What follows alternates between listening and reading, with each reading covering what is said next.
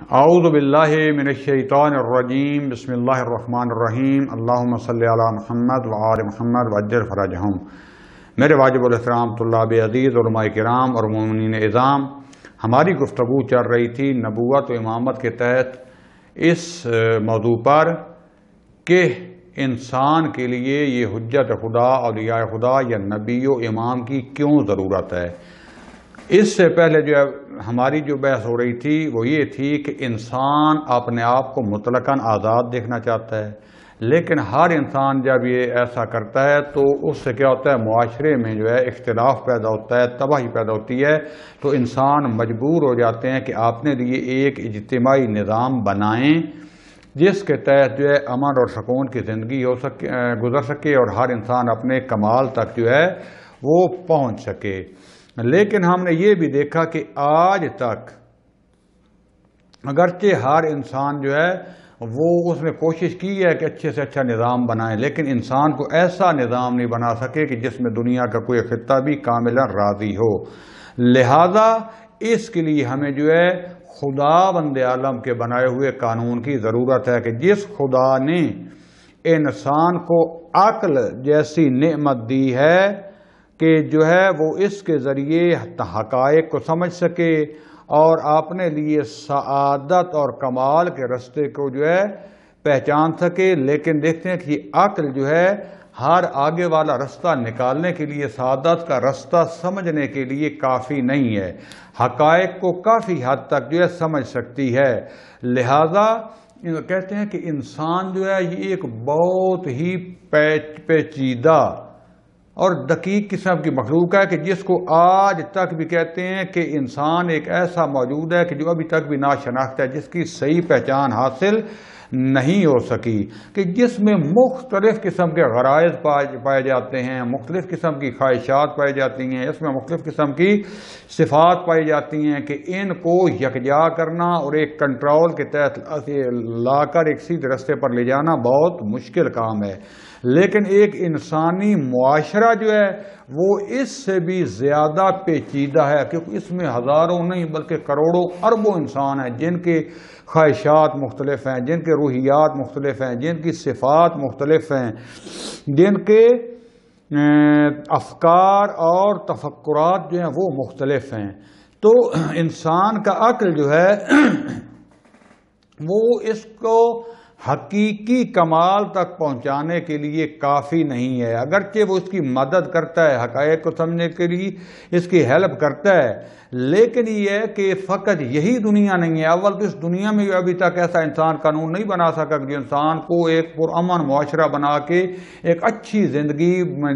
طہارت والی اور پاک زندگی گزارنے کے قابل بنا دے، جس میں ہر انسان دوسرے انسان کے شر سے بھی محفوظ ہو اور حقائق کو سمجھنے والا ہو، اور خصوصاً جب انسان یہ سمجھتا ہے کہ اس کی زندگی فقط اس دنیا میں نہیں ہے بلکہ آگے اور عوالم بھی ہیں، اس میں انسان کی اصل زندگی ادھر ہے، اس کے لیے کون سا رستہ اپنانا چاہیے اس کے لیے تجربہ بھی نہیں کیا جا سکتا، اس کے لیے انسان کون سا وہ پروگرام بنائے کہ وہاں تک پہنچ سکے۔ تو اس وقت جب یہاں عقل دنگ رہ جاتی ہے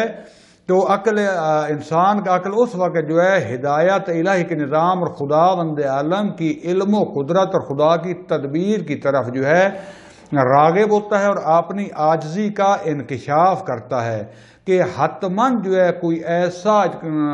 قانون بنانے والا ہونا چاہیے جو اس انسان کو صحیح درک کرتا ہو، اس انسان کی حقیقت کو جانتا ہو۔ دوستان عزیز دیکھیں، جب بھی مثال کے طور پر آج ایک نیا کمپیوٹر آتا ہے، ایک نئی گاڑی آتی ہے، تو جب تک اس کے لیے کوئی استاد نہ ہو جو ہمیں کوئی برنامہ بنا کے دے، جو ہمیں اس کے لیے مینجمنٹ بتائے، جو اس کے اصول بتائے، جب اس کی حقیقت نہ بتائے تو ہم خود بخود کیسے اس کو سمجھیں گے۔ لہذا ہمیں بھی یہ کمال کا سفر اور مخصوصاً اس دنیا سے آگے جانے کے لیے ایک ایسے رہنما کی ضرورت ہے کہ جو نہ فقط ہمیں بلکہ پوری کائنات کی ہر چیز کو سیر سعودی کی طرف لے جائے اور اس کے اصلی مقصد تک پہنچانے میں اس کی مدد کرے۔ اب یہ رہا انسان یا بشر کا فکر و تفکر اور انسان کی فطرت نہیں ہو سکتی، کیونکہ فطرت اور تفکر انسان کو ایک حد تک جو ہے حقائق کو واضح کرتی ہے، جو سامنے چیزیں ہوتی ہیں ان کو حقائق سمجھا دیتی ہے، لیکن جو آگے والے رستے ہوتے ہیں جن کے متعلق خود اس سے بھی غائب ہے، نہیں جانتی یہ عقل و فطرت، تو اس کے لیے جو ہے ہمیں خداوند عالم کے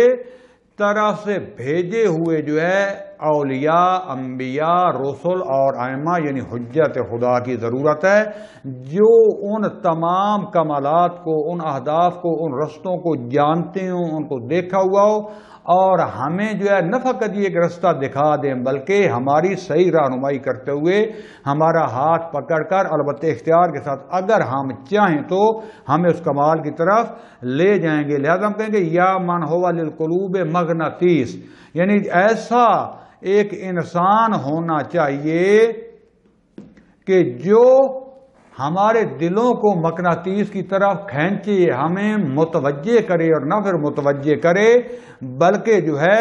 وہ ہمیں اس رستے کی طرف لے جائے۔ لہذا دوستان عزیز، اب ہم دیکھتے ہیں انسان جب قانون بناتے ہیں تو ہر قانون بنانے والا جو انسان ہوتا ہے یا وہ طبقہ، پہلے اپنے مفادات کو جو ہے وہ سامنے رکھتا ہے۔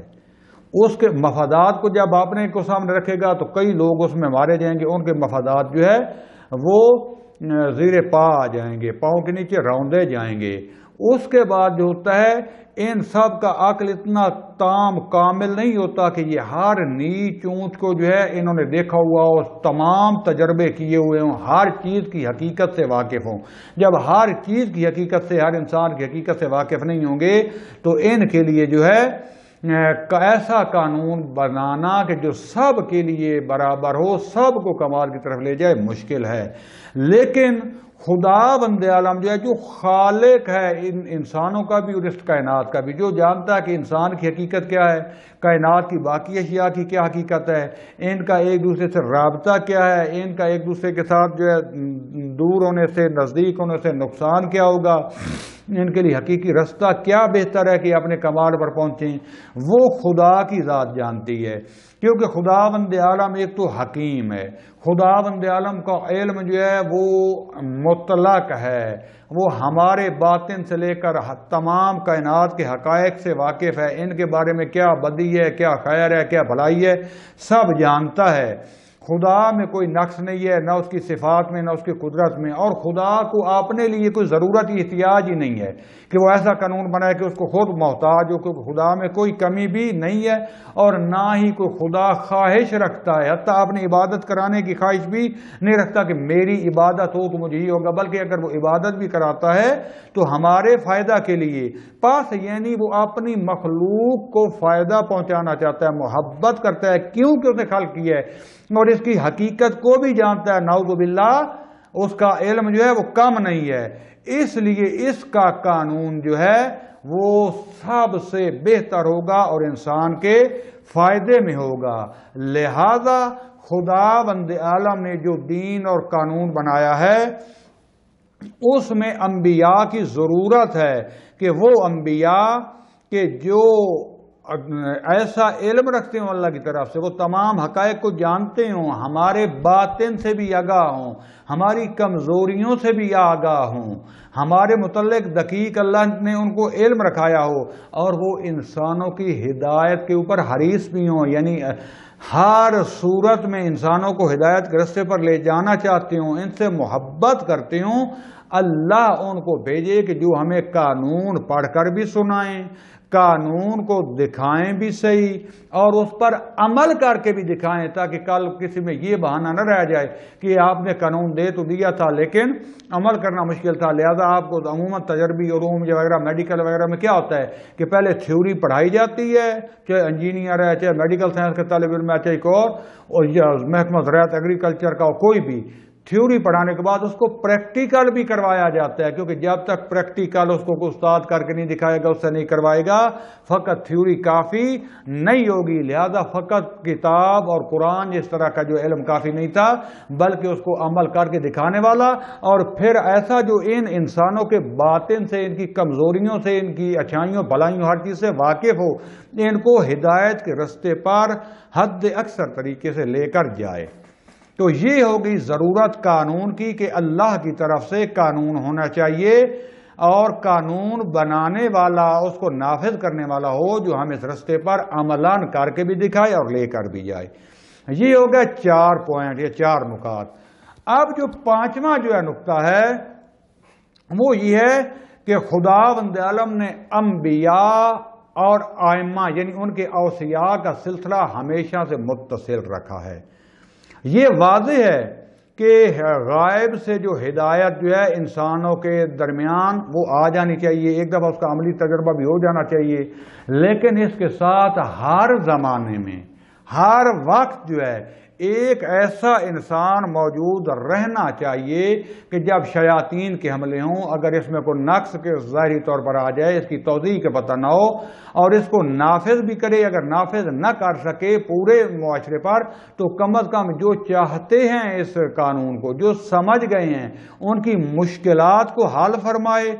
اور جو ہے ایک ایک لمحہ کے لیے اس خدا کے دین کو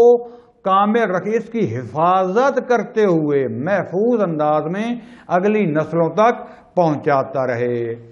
بس دوستان عزیز، جب یہاں تک سمجھ آ گئی تو خداوند عالم کا یہ لطف ہے، یہ خدا کی عنایت ہے کہ ایسے لوگ پیدا ہوں جو وحی خدا کو درک کریں، خدا کے ساتھ ان کا اتنا قریبی رابطہ ہو کہ جو خدا کی طرف سے آئے ہوئے علم کو کہ جہاں تک ہمارا ظرف نہیں پہنچ سکتا اس کو قبول کریں، سمجھیں، پھر اس کو ہم تک پہنچائیں۔ اور پھر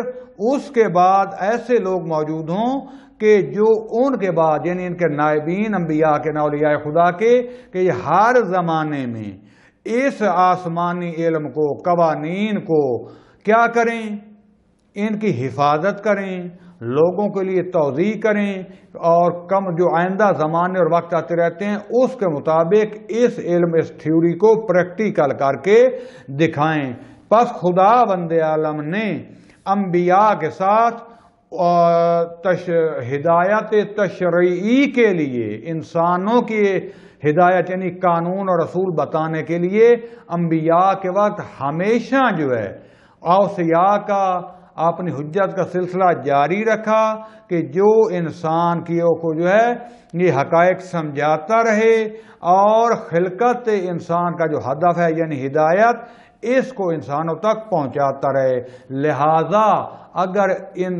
دنیا میں فقط 2 انسان بھی باقی رہ جائیں تو ان میں کم از کم ایک عام انسان ہوگا اور ایک حجت خدا ہوگا، کیونکہ میں پہلے حدیث بیان کر چکا ہوں کہ لا حجہ لساخت الارض باہلہا، اگر حجت خدا ایک لمحے کے لیے بھی نہ ہو تو زمین کا وجود ہی باقی نہ رہے، پوری زمین یعنی جہان تباہ و برباد ہو جائے، کیونکہ خداوند عالم نے یہ نظام رکھا ہے کہ ایسا وسائل فیض بنا دیے ہیں، اپنی حجت پیدا کی ہے کہ جن کے صدقے سے یہ جہان بھی قائم ہے، اس جہان کو فیض بھی ملتا ہے۔ یہ حجت خدا بإذن اللہ باطن انسان اور باطن کائنات سے واقف ہوتا ہے، ایک ایک لمحے کے لیے ان کو جو وجود، جو ان کو فیض، جو ہدایت خدا کی طرف سے ملتی ہے اس امام اور حجت خدا کے ذریعے سے ملتی ہے۔ پس دوسرا جو قاعدہ ہے وہ یہ ہے کہ اس کے لیے زندہ امام ضروری ہے، یعنی ایسا نہیں ہے کہ ایک امام آئے یا مثلا جو ہے وہ دوسرا امام آئے اور چلے جائیں اور اس کے بعد اب ان کی تعلیم رہے، جیسے کہ ایک مثلا جو ہے کاریگر یا مستری یا انجینئر بلڈنگ کو بنا دیتا ہے، اب وہ مثلا فوت ہو جائے تو بلڈنگ کھڑی رہے گی، ایسا نہیں ہے، بلکہ کیونکہ عرض کیا کہ وجود کائنات متصل ہے کس پر؟ ولایت خدا یعنی حجت خدا پر، یہ خدا کا قانون ہے۔ لہذا جو ہے خداوند عالم نے حجت خدا یعنی اپنی حجت کو یعنی امام کو یہ ولایت تکوینی دی ہے کہ وہ تمام کائنات اس کے وسیلے سے ہدایت بھی پاتی ہے اور اس کا وجود بھی باقی رہتا ہے، کیونکہ امام جو ہے پورے باطن جہان سے واقف ہے۔ وہ ذریعہ فیض الہی ہے. جیسے میں نے کہا تھا نا ٹرانسفارمر ہوتا ہے کہ پیچھے ہائی کیبلز میں آ رہی ہوتی ہے بجلی، تھوڑے بجلی گھر میں بڑے بڑے ٹرانسفارمر ہوتے ہیں، وہاں پر کنٹرول ہوتی ہے، وہاں سے پھر تھوڑی سی جو ہے لو قسم کی جو ہوتی ہیں ان میں جاتی ہے کیبلز میں، پھر آگے پھر ہر گاؤں ہر محلے میں ایک چھوٹا اور ٹرانسفارمر ہوتا ہے جو پھر کنٹرول کر کے اس کے مطابق ایسی بجلی جو وجود ہے لائٹ کا، بلب کا، پنکھے کا، اے سی کا، اس تک جو ہے وہ کافی ہو، اتنی زیادہ نہ ہو کہ موٹر وغیرہ کو جلا کے رکھ دے. اس طریقے سے امام جو ہے خدا بند عالم کی طرف سے جو فیض آتا ہے اس کو کنٹرول کر کے، کیونکہ اس کا ایک جنبہ ادھر جو ہے اس زمین کے لیے ہے، اس مادی جہان کے لیے ہے اپنے جسم کے ذریعے، اور ایک جو ہے اپنے روح کے ذریعے وہ خدا بند عالم سے متصل ہے. لہذا جیسے کہتے ہیں درمیان میں ایک ٹرانسفارمر کی مثال کہ خدا سے اس میں اتنا ظرف ہوتا ہے کہ علم و فیض و ہر چیز حاصل کر کے اس کو جتنا پھر ہمارا ظرف ہے ہمارے اس ظرف کے مطابق ہم لوگوں تک پہنچائے. اگر یہ نہ ہو ایک لمحے کے لیے بھی تو جیسے بجلی جو ہے چلی جاتی ہے، ختم ہو جاتی ہے، ہمارا وجود ہی ختم ہو جائے گا. لہذا اس لیے روایات میں ہے کہ جہاں امام قدم رکھتا ہے، جہاں حجت خدا قدم رکھتا ہے، ہزاروں لاکھوں ملائکہ اس کے ساتھ ہوتے ہیں جو کہ باعث برکت ہوتے ہیں، ان کے واسطے سے خدا بند اپنا فیض پہنچاتا ہے. حتیٰ امام کا یہ حجت خدا کا، ولی خدا کا لباس جو ان کے جسم سے مس ہوتا ہے اس میں اتنی قوت آ جاتی ہے کہ لوگوں کو وہ بھی شفا دے دیتا ہے، جیسے حضرت یوسف علیہ السلام کا لباس اور باقی بھی مثالیں جو ہیں اس میں پائی جاتی ہیں. لہذا روایات کے مطابق حضرت آدم علیہ السلام جو ہیں جو کہ دنیا میں پہلے امام تھے، ان سے لے کر آج تک ائمہ کا سلسلہ ٹوٹا نہیں ہے، ختم نہیں ہوا، بلکہ ہر دور میں ہر زمانے میں امام جو ہے موجود رہا ہے. اور اگر اس کی وجہ سے زمین میں نورانیت ہے، دنیا میں نورانیت ہے، خدا کا فیض چل رہا ہے، اور اگر اس کا وجود ختم ہو جائے تو زمین کا وجود بھی ختم ہو جائے. فی الحال میں اپنی گفتگو کو یہیں پر ختم کرتا ہوں، اس کے بعد اگلے گفتگو ہماری اس کے بعد ہوگی. وصلی اللہ علی رسول الکریم وعلی اولاد الاطیبین اعلیٰ طاہرین، والحمد للہ رب العالمین، والسلام علیکم ورحمۃ اللہ وبرکاتہ.